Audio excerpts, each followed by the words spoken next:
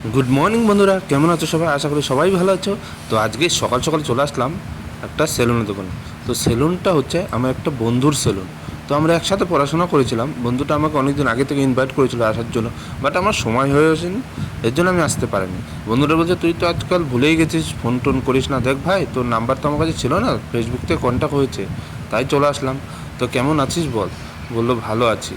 তো বন্ধুরা ফটাফট আমার চুল কাটিং করে দিল, প্লাস মুখটা খুব সুন্দরভাবে মাসাজ করে দিল, প্লাস ফেস ওয়াশ করে দিল। তো খুব ভালো লাগলো বন্ধুরা, কাজ খুব সুন্দর কাজ। তোমরা যদি আসতে চাও আসতে পারো স্টেশনের পাশে। ওকে, বন্ধুটা বলল, অনেক দিন পর দেখা হলো, তোর সাথে খুব ভালো লাগছে। তা গোপটা একটু ভালো করে পাকিয়ে দিল। যাই হোক, বন্ধুটা সেলুন খুব সুন্দর।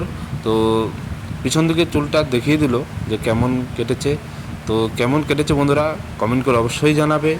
আর বন্ধুরার জন্য কিন্তু একটা লাইক অবশ্যই দেবে। খুব সুন্দরভাবে কাজ করেছে, খুব ভালো লাগলো।